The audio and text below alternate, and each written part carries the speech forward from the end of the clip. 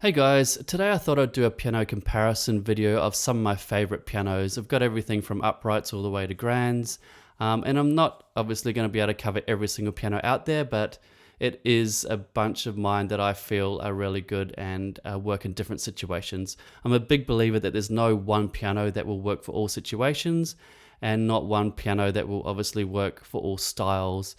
Some might be better live because they're low CPU, some might be better in the studio because they are more CPU heavy, but you can add different mic perspectives and mixing options. There's a lot of different ways to do piano comparison videos, but I'm going to kind of do a piano comparison slash piano tutorial, I guess, and showing you how I use them in some of my favorite presets. And so this is the way that I've done it. Obviously, I'm going to give my opinion. So just take my opinion with a grain of salt. Obviously, everyone's piano style and the way they're using pianos are all different. So I'm going to put a link to all of these pianos in the description as well. So you can go and do your own research and go to the individual websites and listen to their demos and get all the information that you need about each piano. But this is obviously going to be my opinions on these pianos. So just take everything I say with a grain of salt. You may or may not disagree with it, but you can add my opinion to everyone else's and get a better kind of idea of what kind of piano you might want. Okay, so I'll go through the list. We've got Addictive Keys, the modern upright, which is a Yamaha. That's the first one. The next one is the Giant, which is kind of a cross between an upright and a grand piano because it was built on a second story of a house and the soundboard goes all the way to the first story. So it's got elements of an upright piano, but it's got a long soundboard like a grand piano. So that's the next one. The Maverick is another one from Native Instruments. It's a vintage grand piano. The next one's a modern grand piano by Native Instruments, the Grandeur. The next one is a little bit more obscure. Not many people know about it. It's from Embertone, and it's the Walker 1955 Steinway D. So that's obviously a Steinway grand piano. And then from Garritan, we've got a Yamaha CFX Concert Grand, and that was recorded in Abbey Road Studios. So every one of these pianos has its upsides and downsides.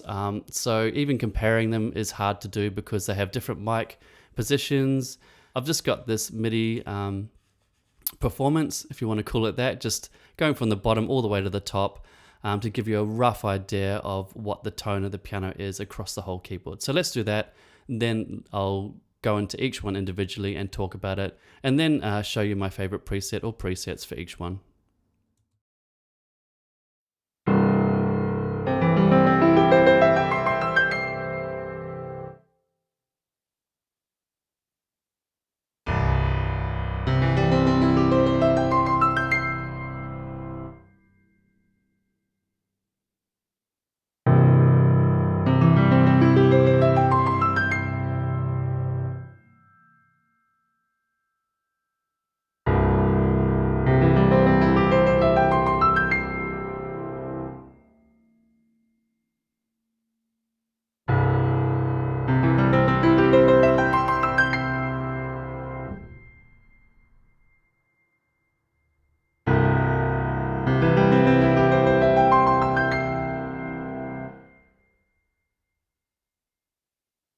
Okay, kind of uninspiring that MIDI performance, but I just wanted to keep it really generic to give you a rough idea of each piano's tone across the whole keyboard. Okay, so let's start at the top and I'll talk about each individual one.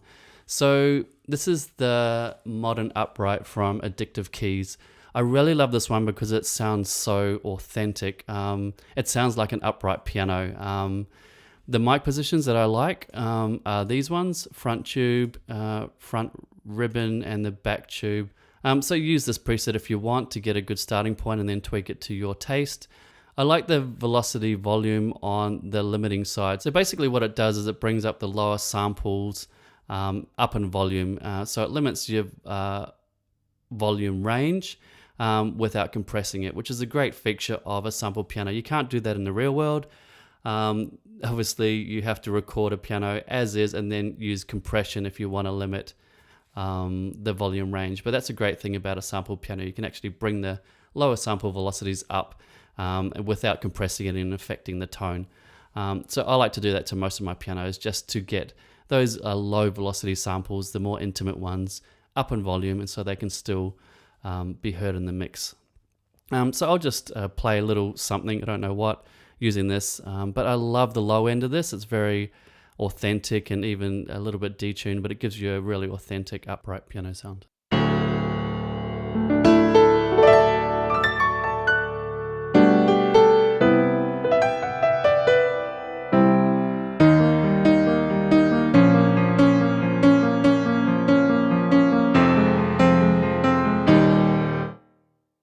Great sounding, authentic upright piano sound.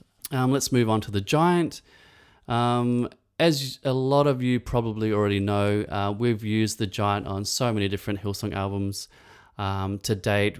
Young and Free, Hillsong Worship, United. I think the first time I used it on an album was for the song Cornerstone, and that's the main riff line for that. If you remember how that one goes.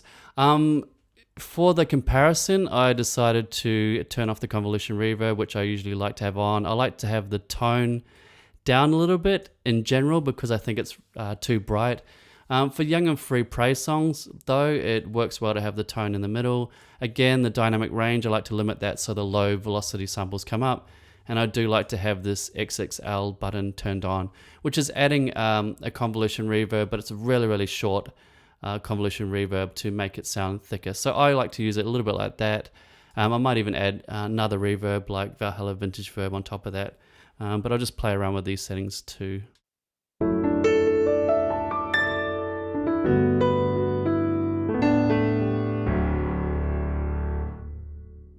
The thing that I like about this piano is it almost sounds like it's been mixed and mastered. Like the top end sounds almost compressed when you hit the really high velocity layers. It's very good for pop piano where you want to cut through the mix. The bottom end's really big because it's got that long soundboard, but it's kind of a best of both worlds, upright and grand with a long soundboard. So it's not everyone's personal taste. It's very unique, but I use it because it makes what I'm playing sound like all the Hillsong albums that I've played on. So yeah, that's why I'm still using this one.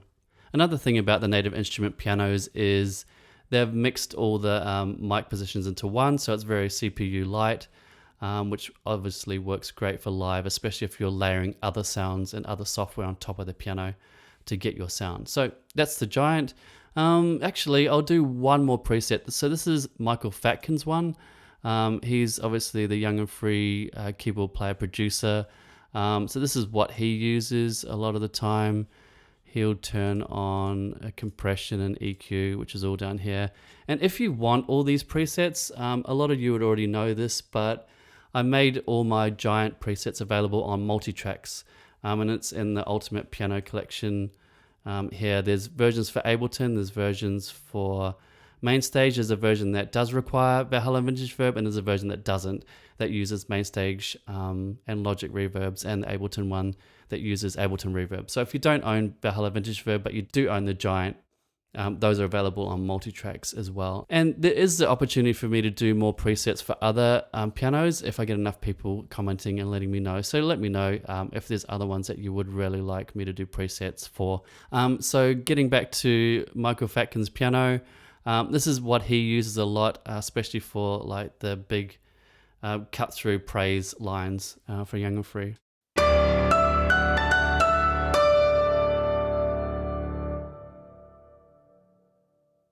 The Maverick, this one is another Native Instruments piano. I like the character of this one, which is why I've included this one.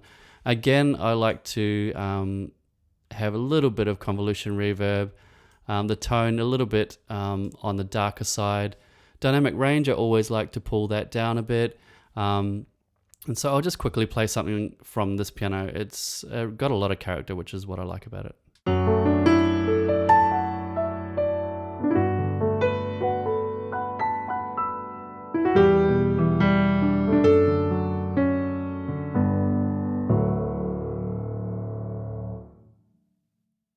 As you can hear, it's a little bit detuned and it's got a lot of character in it, which I like. You can even EQ it a bit if you want to take out some of the frequencies that stick out too.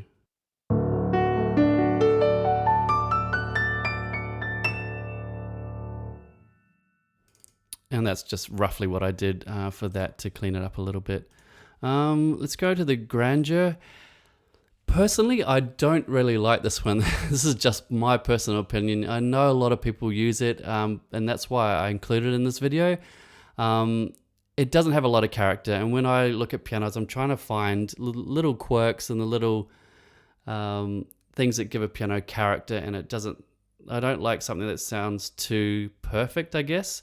But maybe that's what you're looking for in a piano. But this is a grandeur. I do like the bottom end. It's big and round in the bottom end, but it lacks the character of the top end of the Maverick. So I might play the grandeur and then go to the top end of the Maverick and just give you a little A-B of the two. Again, I'm going to set that up like the other one. Take a little bit of the top end off. It all depends what style you're playing, whether you want it darker too, and turn this a little bit of convolution reverb. Again, dynamic range is on the lower side too.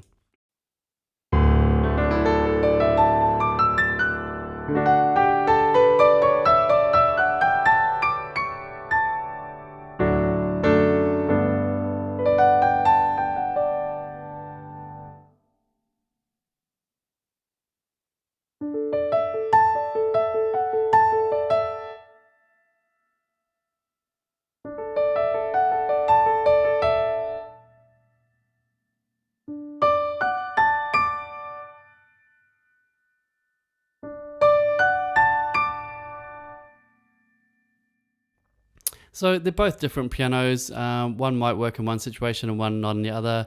I do like the character of the Maverick in the top end, but I do like the grandeur in the bottom end.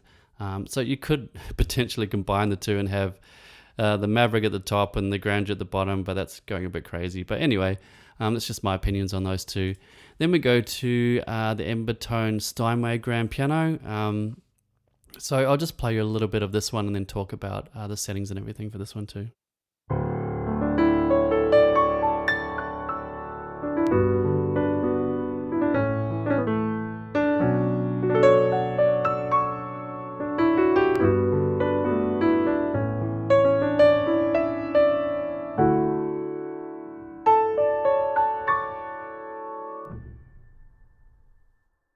As you probably heard in that example, there was a few little audio pops. This piano is really CPU heavy, and obviously I'm screen capturing and recording my mic at the same time, so it's adding more CPU stress.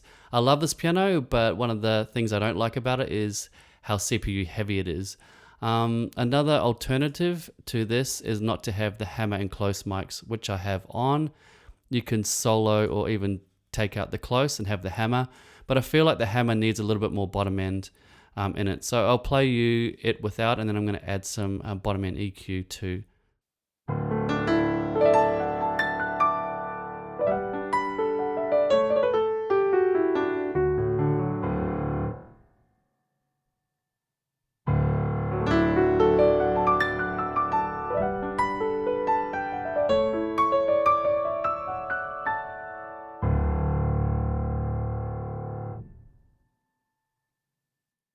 So that's another option if you like the tone of the piano, but the CPU is a little bit too much for your computer. Just take out the close.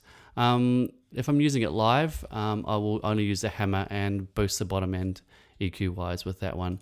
So with this one, I've done the same as the other pianos and reduced the dynamic range. They've called it obviously volume scaling, not dynamic range, because they're a different company. And I like it quite high actually with this piano. I use it for more intimate type of piano playing. It's got a lot of character. It's got obviously 36 velocity layers, so they've gone pretty crazy with this. Live, I have to turn off adaptive releases because it's too crazy. But yeah, that's kind of what I do. I really do like this one. It's got a lot of character, but very CPU heavy. So that's kind of the compromise with this piano here. Okay, let's go on to the Garritan CFX.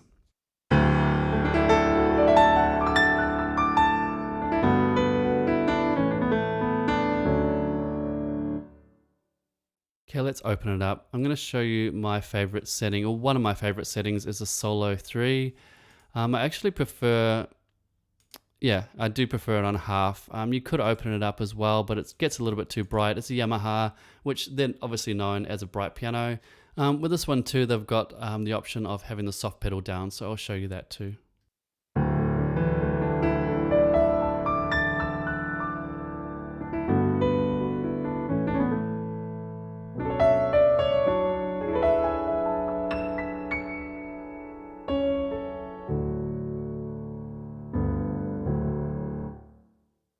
So that's really nice if you want a mellower sound. This piano is great if you're a classical piano player and you want a really nice room sound. Some of the other ones, like the Embertone Walker, I have the close and the hammer, which is a very close sound. I don't like using the room sounds with that, but this one has a really nice room sound.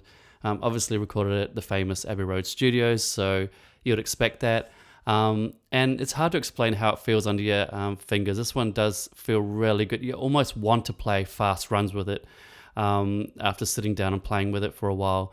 It kind of lends itself to that kind of playing. Just the way that it releases and everything, it just feels really good doing really fast runs. So I'll do a few of those.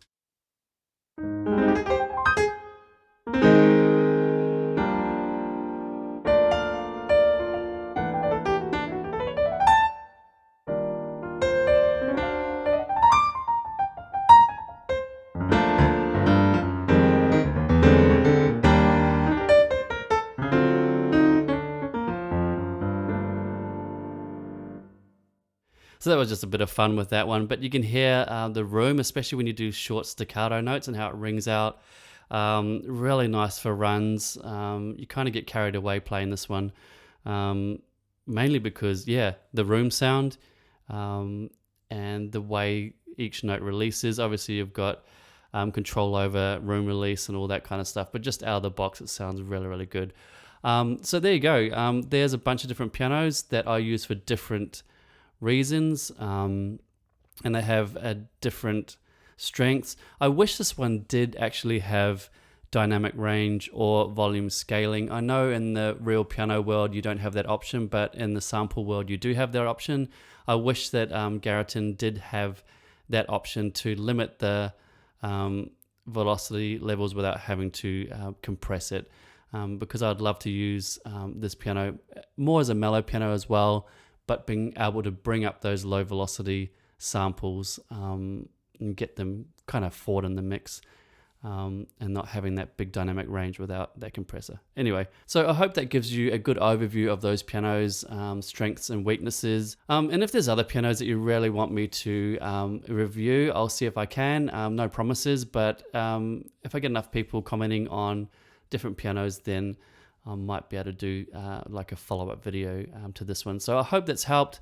Like I said, this is my opinion, so just add it to your requirements for a piano and go to the individual websites, check them out and check out the audio demos on their website. So yeah, once again, thanks for watching.